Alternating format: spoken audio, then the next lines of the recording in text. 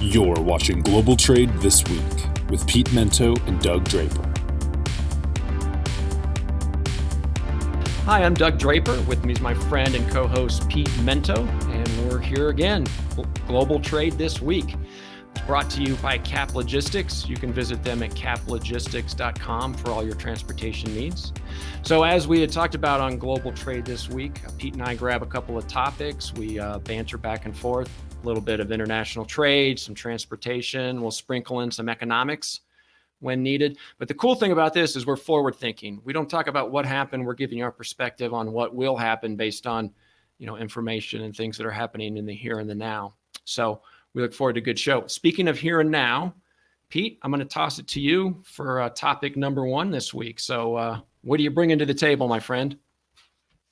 Well, thanks, Doug. This week, I'm going to tackle a topic that I only know half about.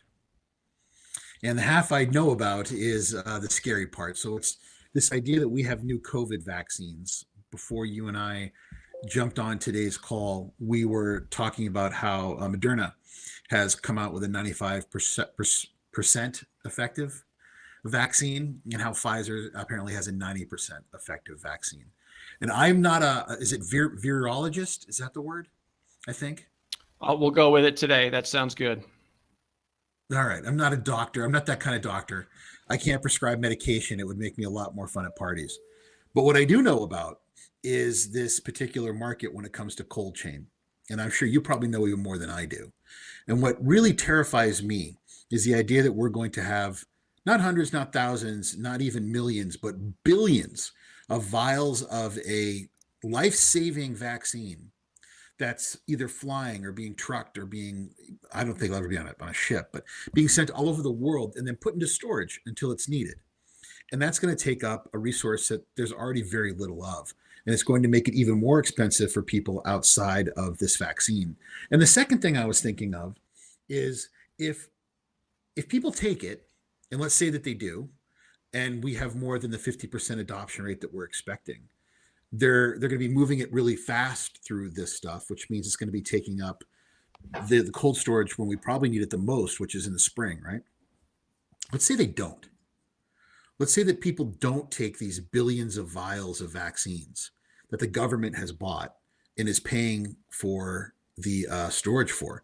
How long are they going to keep it in storage before they throw it away because it's expired? It just sounds like it's a supply and demand problem that's going to blow up in its own face, Doug. And I know you know more about transportation and certainly more about logistics and distribution. So I kind of wanted to get your take on this.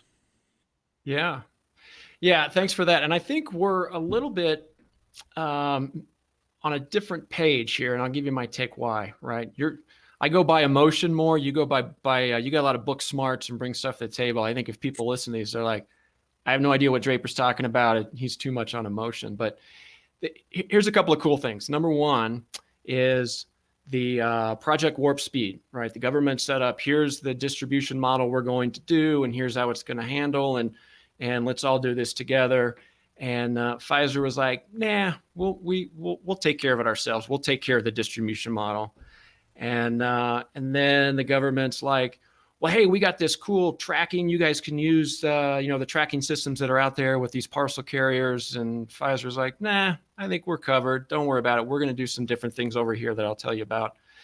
And then they're like, well, we can help you build this case and keep everything super tight, and we'll help you. Nope, we got it. Everything's cool. We're going to take care of our own thing, and we're going to make our own box, and we're going to get it taken care of. So the thing that I like about it is because of those three things, I think Pfizer's really put a lot of effort into this, and they really know what they're going to do. So some of the roadblocks, at least out of the gate, I think are going to be pretty minimal. So I had mentioned the distribution method, right? They're going to use FedEx, UPS, DHL, which I think is great because they have, that's the only national distribution out there. And tracking and tracing is cool, but the existing track and trace that's available is where is my package been, not where is it in the moment, right? Because of security issues and concerns. I don't have all the specifics and the details, but I know Pfizer has this control room that they're going to have set up where there's going to be sensors in each one of these boxes, and they'll be able to tell exactly where it is in the moment, not, oh, it was out for delivery at a terminal in Paramus, New Jersey, and I'm not really sure where it is. They can't afford that. So they've taken that over. That's great. You got the trackability. You can tell me where it was. I need to know where it is right now because of things that are going to happen at its final destination. And then, I just said the box, right, which is essentially the container that they're building specifically for these vials. So it's going to be equipped to handle whatever the temperature requirements are for short-term and long-term. So in the immediacy, I think that the transportation network that's going to be taxed is the parcel, right? You're from what I understand, they're making everything in Wisconsin. They're going to send out waves, and the first wave is first responders, most vulnerable, all that kind of thing. So the time that in my opinion, the time that they make it, to the time it's on a truck, to the time it's at its destination where they're going to use it is a matter of days. And stockpiling is really not going to be that big of an issue until they start making, things that may need to go overseas, things of that nature. But I think the real hiccup is going to be in the parcel supply chain. And storage, I don't, at least out of the gate, don't see a big deal because, they're going to ship this overnight and truck it. It's 1 or 2 days at the max, right? And they're not making it until it's quote unquote sold. And so, I just don't see it being on the shelf and getting stale and having all these freezers around the world being chock full of all this, I just don't see it happening. Now, maybe whenever there's not as much people willing to take it, or there's the whole thing not, I don't want to get involved with it. Maybe there's an issue, but right out of the gate, I think for the first 100 million doses, which is really 50 million people plus, it's not going to be an issue. Cold storage is going to be irrelevant, in my opinion. So let's do some math then. Are you going to get the vaccine as soon as it's rolled out, Doug? I'm like 5th or 6th down on the, no, I will not be. And that's simply because I'm not one of the first people that would elect to take it anyway. So, but anyway, keep going. I can kind of see where you're going with this. Yeah. My thing is, normally in any group of people I've had where I've talked about this, about half of them say, I'm not taking it. And I think that whenever you're preparing for a large scale consumption and half of your consumers just say, I prefer Pepsi over Coke, and you're stacking up your Pepsi, or your Coke instead of your Pepsi, I just worry we're going to have a whole lot of vaccine that was bought with our tax dollars that's being distributed with our tax dollars and probably in one form or another being, stored with our tax dollars, and it's all just going to go to hell. And then I'm really going to get angry. And you think I'm angry about taxes now, just wait till that happens. Yeah. Well, it should be interesting. It's, I don't know, the first go around, I mean, so what, 40%, let's say half the country doesn't want to take it. That's still 150 million people that do. You need 2 doses to be effective. So there's 300 million doses that are ready for the consumption. So we'll see. I think this is a conversation to have in about 6 months from now. We're kind of pontificating on something that isn't even there yet, right? So. Oh yeah, that's what makes this show fun. Anyway, so Don, let's get to it's a terrifying idea to hand this over to you because you're clearly much more caffeinated and excited this week than I am. And you've got a couple of bangers. So reluctantly, I'm going to hand over topic number 2 to you and pray to God there's no more Bopus talk. Well, I'm just going to throw in some Bopus later. So thanks for bringing that up. So maybe not. So I just think, so topic number 2, right, is supply chain visibility. And I think it dovetails with what we just spoke about. I've heard the term supply chain visibility and sensor-based logistics and everything. But I think what's going to transpire is, where is my stuff? As I mentioned, as a consumer, I'm going to go to the consumer level, right? Then we'll talk about kind of the business aspect of it. Don't tell me where my stuff was 6 hours ago. I want to know where it is right now, right? And I need to adjust my schedule so I can either be where I need to be when it arrives, or redirect it in some form or fashion, or have me make the right decision for me as an individual so I can get my package and it's not destroyed or damaged or stolen.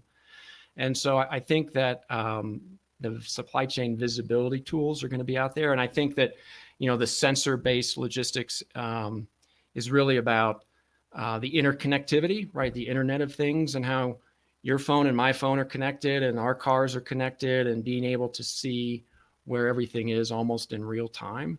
I see that really, really coming around with giving the visibility. So that's on the consumer side, is I just want to know where's my stuff, right? But on the business side, you look at the visibility tools that are out there that can help with organs and tissue, right? I mean, those things, there's literally one in the entire universe that if it's gone, it's gone. So I think some of the tools that are coming out and the demand for the visibility of these type of Internet of Things and the connectivity is going to really explode. And there's a couple of companies out there that are on the verge that will hit. And I think that the distribution of the vaccine is going to heighten that, because I really think the fact that there's this control tower that Pfizer or whomever else is going to be doing it can literally see where every single box is in the entire supply chain to the second is going to send a message to the American people that this is possible. And yeah, it's a hell of a stretch to go from a vaccine to, a shirt that I just bought at Abercrombie and Fitch. But you know what? For that individual at that moment, that is important.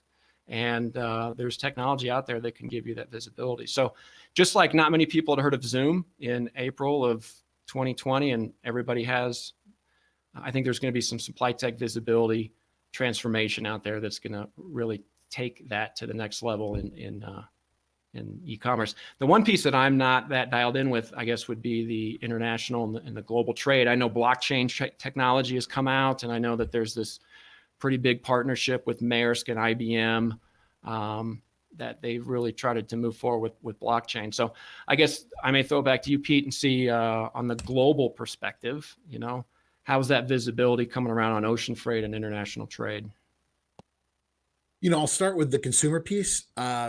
It's pretty common that on the weekends in particular, I will order some blindingly hot, destructive Indian food on either Grubhub or Uber Eats, and I get it delivered to my house. And I tell you what, man, I can see where the driver is in real time. Yeah. I know that the guy that's bringing me my, whatever mistake I'm about to make with my stomach is, on 5th Street, and he's coming down South Willow. And why is it so difficult for us to not have drivers that have that information associated with the data on their way to consumers' homes? And maybe that's something they can do. They're just not ready to do it because of the added expense. Maybe that's a service line for them. I don't know, but it doesn't seem unrealistic when you think about it that way. And then as far as visibility and software goes, I'm a real disbeliever in the trash and the smoke and mirrors and the highly funded crap that I've seen rolled out over the past 10 years. I've seen a lot of these TMSs that are more or less just a regurgitation of information that they're getting from carriers. And that information from carriers is many times unreliable. If we can understand where something is positioned on a UPS truck, just like we could on a person driving a car for Grubhub, there are some security concerns, of course, that go along with it for aircraft and for vessels, but so much of that information is already available online. Why aren't we getting better access to that? And in a world where people like you and I are constantly putting out fires, these TMSs should be more concerned about the packages that appear to be on their way to having a problem than the ones that do. There's so much information that can be applied to it by data sciences for machine learning and even the rudimentary AI that's being used to it. It should be predictive at this point. If you know that there's going to be a delay in a aircraft when it gets to its junction point in London Heathrow on its way to the United States, you should be able, through combing through a couple dozen years of data, to understand what that's going to mean for its final determination when it gets here. That's not rocket science. So why aren't people applying that type of intelligence in a world where we just can't stop talking about how brilliant our data sets are? If there's anything that I feel confident about, it's a tremendous amount of old data. And as we all know, past performance is a great indicator of future-looking results. And it should be applied in a smart way using data science to make this easier when it comes for track and traceability. Because I agree with you. Doug, there's nothing more frustrating than thinking when something's going to come in for one of your clients or customers, and then looking back 10 minutes later, and it's a complete other story from what you saw on a piece of software. Mm-hmm. Yeah, I was just as you were talking, real world applications. I think that there's more of that out there that's either not readily being utilized or even brought to the awareness of Joe Blows like you and I. But I know that this scenario does happen with the electronic logs on a domestic trucking example, right? So with the ELDs, electronic logs that the drivers have to take, there's a lot of data that they're sharing. And I know that there's companies that have tapped into that data. And right now, you and I could go in and look at the average wait time at the port in Baltimore. And literally it would say 1.5 hours, or we could say, what's the average wait time for a warehouse in LA? And it could tell you it's 2.5 hours or whatever it may be. Same thing related to, equipment. So the predictive is what you just said, Pete, is like, okay, well, I'm trying to give advice to my client and it's 3:00 in the afternoon. My trucker's an hour late. I'm not even going to send them in there because I know based on the data that I'm looking at real time, it's a 2-hour wait just to get in there. So the predictive nature is, here's my advice to you, customer. Don't do this because of this reason. Go in first thing in the morning. So I think that's a real example of the predictiveness of the technology that I think is right there. And I think you're going to see that really pop up in 2021.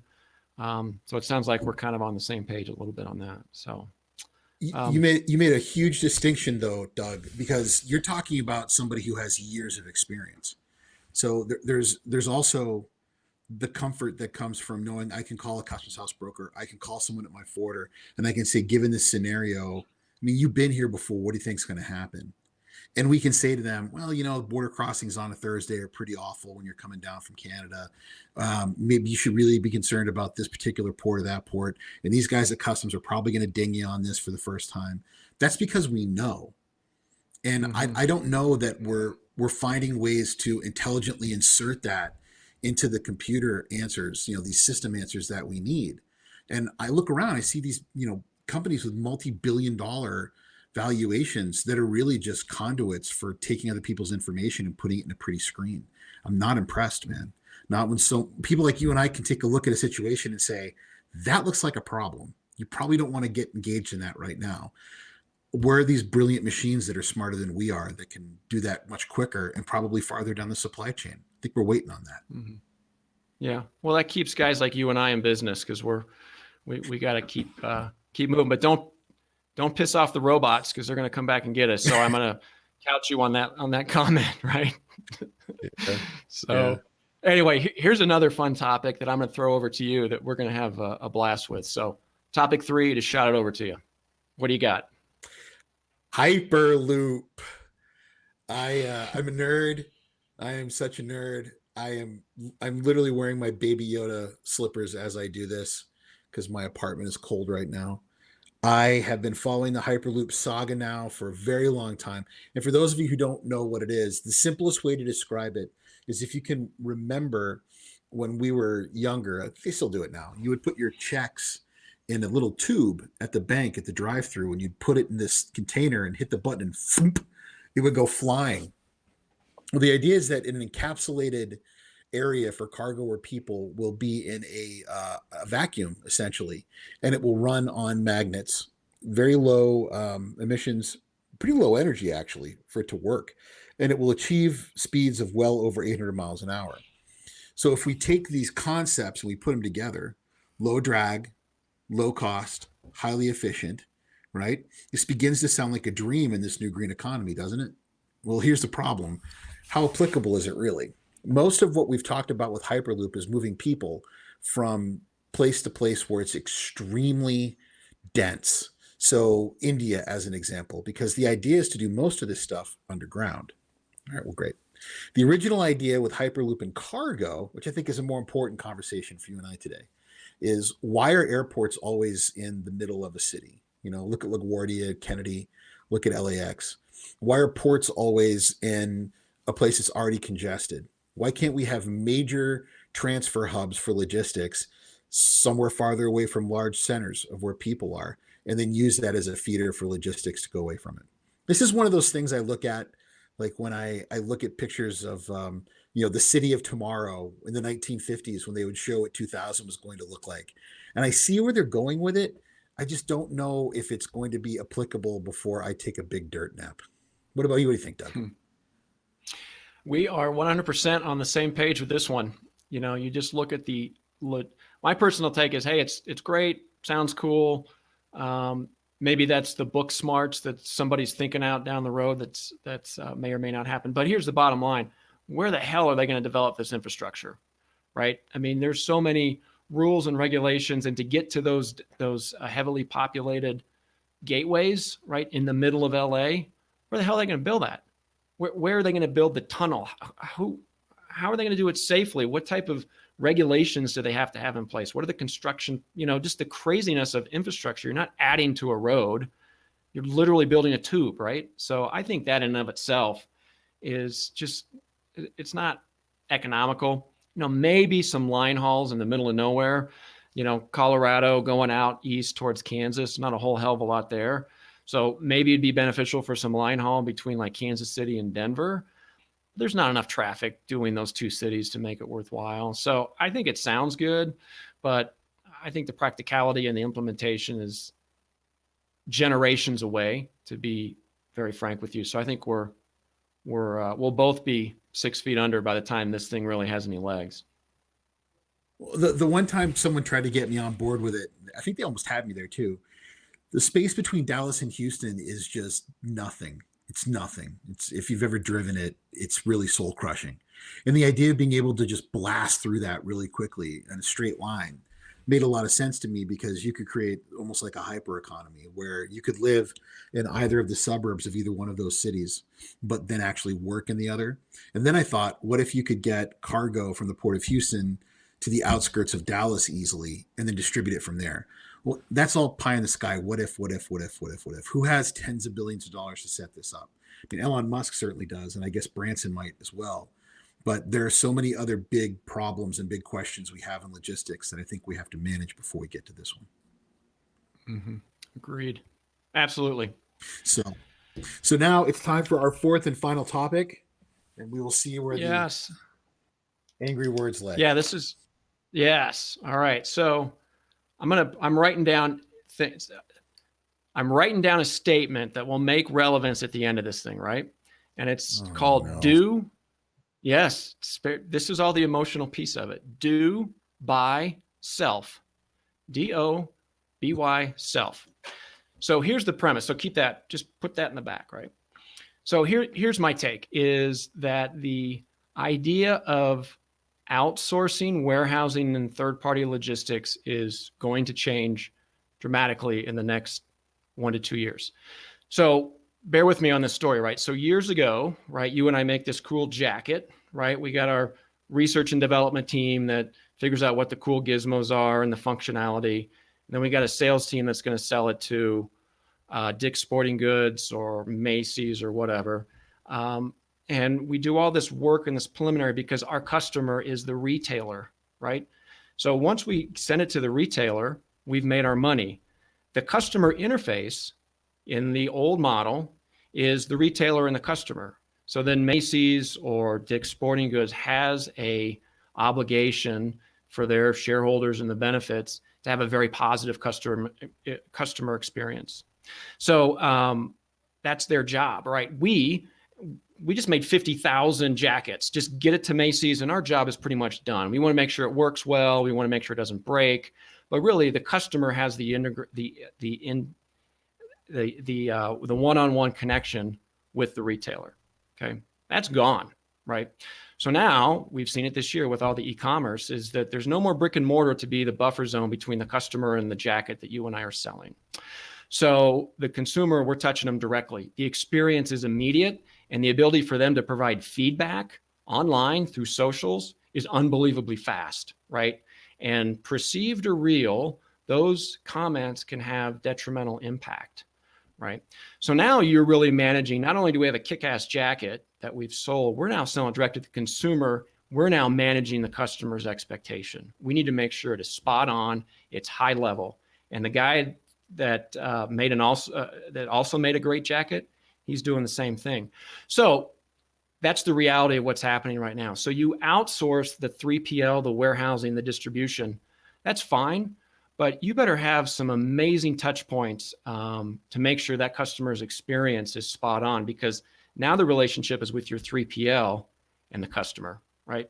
And you can sit there and manage the 3PL and talk about this and talk about that. And hey, you didn't do this completely. The accuracy rate isn't quite there. But ultimately, it's the customer that that's going to have the interface. So I think that for mid-sized companies that are catching a wave, you're going to want to have that touch point and take control back, right? And I'm thinking more of a retail perspective, because you're competing with the other guy that's selling a jacket that may handwrite a note. Says, Pete, I love it. I saw that you go hiking up in the mountains. Hope this keeps you warm. So the touch point to differentiate yourself with your competition is uber important, because your customer truly is the end user, not a brick and mortar retailer. And do you want to spend your efforts managing the faults and the opportunities for improvement? We got a whole team of people in my company, and all they do is do quarterly business reviews and monthly reviews. And let's get a plan to change this and change that and everything else. Or do you got some people that are already in an organization that understand the importance and the passion? Let's just bring it in house. So that's kind of a emotional perspective of how I think that the 3PL world is going to be changing. So here's the two things that won't change, right? Number one is, if you're small in a startup and you're really trying to work on your business, not in your business, a 3PL is going to make sense. I need to go out and sell this jacket. I got to market the hell out of it. I got to come up with the functionality. I got to attend these trade shows. So if you're kind of a startup, I think that's probably a good position. If you're a commodity, lumber, dry bulk foods, things of that nature, you're still going to a store, right? You're still, the end touch point with the consumer is still at a store, grocery store level. So I think those type of industries will still be fine. And I'm not saying it's going to go away, but people are going to take control back if you're in a e-commerce environment and you want to have just the ultimate experience with your customer. That's the long answer to point number 4. Oh, no, it's a great answer. There's a constant feeling of victimization I hear a lot about from logistics consumers. And this feeling that once they hand over the cargo to whomever it is that's delivering it, they feel that they no longer have control. And you're taking that even farther, saying as a retailer, I hand it over to this carrier and then I don't have control. I've got to market it on my own. I've got to hope that my co-seller involved in retail has a good enough name, a good reputation, a good enough plan to sell my product. I agree with you on that part of it. I think what's going to be fascinating bringing trade into this is how many companies now in China are completely jumping all of that. They are skipping over the entire retail process, and they're doing pretty much what you said, which is they're selling through social media. They're finding their retail customers through something that they're in front of all the time. Americans spend more time with their face in front of their phone than their television. So if they're on their phone and they're looking at it, they find their customers that way. And it gives them the ability to do what you just said, personalize the service, personalize the sales experience.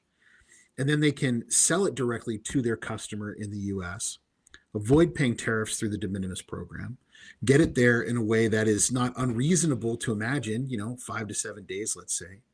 And the American customer feels like they've saved some money. The problem still comes to that reverse logistics, which you so wisely spoke about a few weeks ago. And the other piece of it that I think is very, very frustrating is sooner or later, large freight companies are going to find a way to consolidate that experience. So imagine being a distributor or a consolidator in China, where all of these retail-minded companies are able to conglomerate into one place and pick pack from there and do these 321, Chapter 86 de minimis deliveries and save everybody money and time. The taking it back and owning it, the more technology, here we're on technology again, the more technology these guys get, the more value they're stripping out of the supply chain for providers to give them. And that's why I still contend that many of these freight forwarders that we're so comfortable with, these mid-tier ones, they won't be here much longer. You're going to have very large ones, you're going to have small boutique ones, and you're not going to have anybody in the middle because there's going to be no point to them. And if they get big enough, they're just going to get bought. Yep. Good point. Yeah, you made a good point on the technology piece, right? Before, to have this amazing warehouse management system or TMS system that was not financially possible for a mid-sized company. All that software services now. There's some pretty robust stuff you can get your hands on from a company perspective pretty damn fast. And if you don't like it, you just turn it off because you're just paying it on a monthly basis. So some of the bells and whistles that may have been out of the grasp of small to medium-sized companies in the past related to TMS and WMS systems, they're right there in front of you. It's not a big capital expense. So anyway, so I'm going to come back to the do by self, right? So thank goodness that my daughter barely has an idea of what I do for a living, and she sure the hell's not listening to this thing. But there was one thing when she was growing up as a toddler, and you try to figure out what to do. Perfect example: she's getting strapped into her, her car seat, and she'd always say, "Do by self," which meant she wanted to do it by herself. So there you go. There's the leap I have from the mid-size e-commerce retailer trying to bring it back in to do it by themselves, and my toddler daughter covered in sweat as she's got a jacket on in the middle of winter, kicking and screaming, trying to put her own car seat on. That's a stretch, my friend, but that's the best I got today. No, I don't think it is, because I think a lot of these companies are going to be much like that toddler, thinking it's not so hard to do because they've watched everyone else do it. So there might be a couple of lessons to learn there. But yeah, isn't parenting fun?